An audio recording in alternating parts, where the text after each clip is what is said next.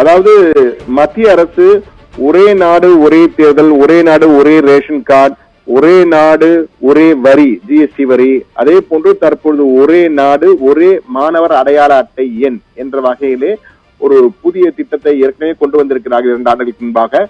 தற்போது தேசிய கல்விக் கொள்கை NEP 2020 தேசிய கல்வியை 2020ஆம் ஆண்டு கொண்டு வந்ததன் அடிப்படையில் இந்த அபார் அடையாள அட்டை என்பது மிக மிக முக்கியமாக இருக்கிறது. அபார் என்றால் automated permanent academic account registry, automated permanent academic account registry என்ற வகையிலே இருக்கிறது. இது அந்த அபார் அட்டை என்பது மாணவர்களுடைய அனைத்து தகவல்களும் ஒரே இடத்தில் தெரிந்து கொள்வதற்காக மிக முக்கியமாக இந்த அபார் அட்டையை பயன்படுத்த வேண்டி இருக்கிறது. என்றால் தற்போது இந்த அபார் அட்டை இல்லாமலேயே இருந்து வந்தார்கள். ஏற்கனவே கடந்த 2 ஆண்டுகளாக இது இருந்தாலும் நிறைய இடங்களில் இது தெரியாமே இருந்து வந்தது. இது அதாவது automated permanent academic account registry APAAR என்பது தானியங்கு நிரந்தர கல்வி கணக்கு பதிவு என்ற பெயரிலான இந்த ஒரே அடையாள எண் மாணவர்களின் கல்வி பயணங்களை, அதாவது அந்த ஒரு மாணவர் என்னென்ன படிப்பு படித்திருக்கிறார், என்னென்ன அவங்க எக்ஸ்ட்ரா கரிக்குலர் ஆக்டிவிட்டி சர்டிபிகேட்ஸ் என்னென்ன வைத்திருக்கார், அனைத்தையுமே ஒரே இடத்திலேயே அப்லோட் செய்து வைத்திருக்க முடியும். டிஜிலாக்கர் மூலமாக அதை சேமித்து வைக்க முடியும் வாய்ப்பு இருக்கிறது. எனவே அவருடைய கல்வி பயணங்கள், ஒட்டுமொத்த கல்வி பயணத்தை கண்காணிக்கும் வாழ்நாள் அடையாளமாக இருக்கும் என்று கூறப்படுகிறது. ஆதார் போலவே இதற்கும் 12 இலக்க எண்கள் கொண்டு மாணவர்களுக்கான அடையாள சான்றாக அபார் இருக்கும் எனவும், எந்த வகையிலும் இது ஆதாருக்கு மாற்று இல்லை. ஆதார் வேறு, அபார் வேறு. ஆனால் இந்த அபார் எப்படி, இந்த அபார் இருக்கிறது தமிழகத்திலே பெரும்பளவுக்கு இந்த அபார் என்றால் என்ன பெரிதாக தெரிய, மாணவர்களுக்கே தெரிய, பெற்றோர்களுக்கு தெரிந்திருக்க வாய்ப்பில்லை. ஆனால் இந்த அபார் என்பது இனி மிக மிக முக்கியமாக மாறப்போகிறது.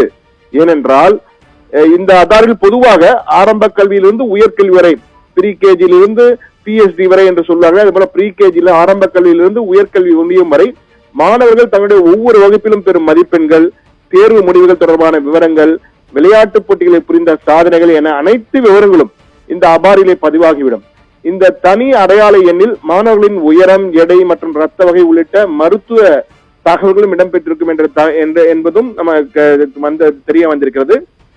அது மட்டுமல்ல, பெற்றோர்களின் ஒப்புதலுடனே இந்த அபார் கணக்கு கொடுக்கப்பட்டு வந்தன.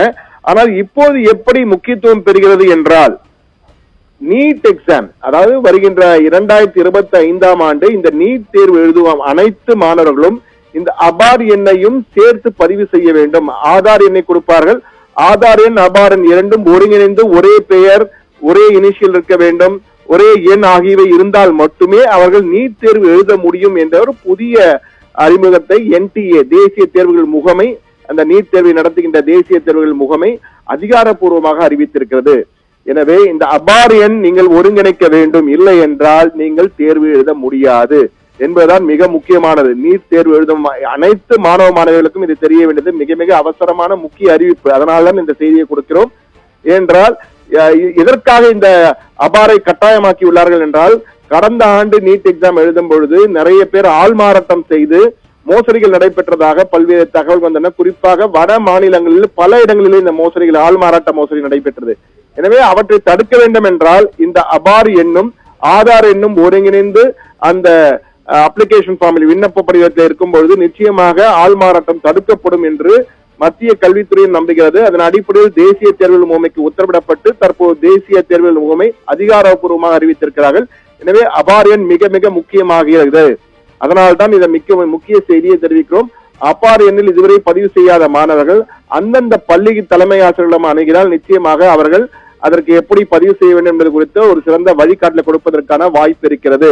என்றால் தமிழகத்தில் பெரும்பாலான பள்ளிகளில் இந்த அபார் குறித்த விழிப்புணர்வு இல்லை என்பதுதான் தற்போது பொதுவாக தெரிய வந்திருக்கிறது.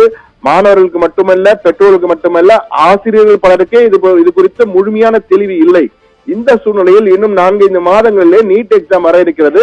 அதற்குள் தற்போது அனைவரும் அபாரின் கட்டாயம் என்று தெரிவித்திருப்பதால் உடனடியாக இது என்னவென்று தெரிந்து கொள்ள முயற்சியிலே அனைவரும் ஈடுபட வேண்டியது மிக மிக அவசியம் என்பது காலத்தின் கட்டாயமாக மாறி இருக்கிறது. ஆனால் இதற்கு நிச்சயமாக எதிர்ப்புகள் கிளம்பலாம்.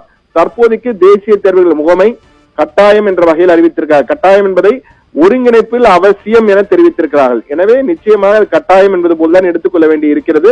எனவே தற்போது இந்த அபார் எண் குறித்து அனைவரும் அறிய வேண்டியது மிக மிக அவசியம் என்பதை விழிப்புணர்வை ஏற்படுத்த வேண்டும் என்பதற்கு தான் இந்த செய்தியை கொடுத்திருக்கிறோம். ஆபிரகாம். தகவலுக்கு நன்றி சண்முக சுந்தரம்.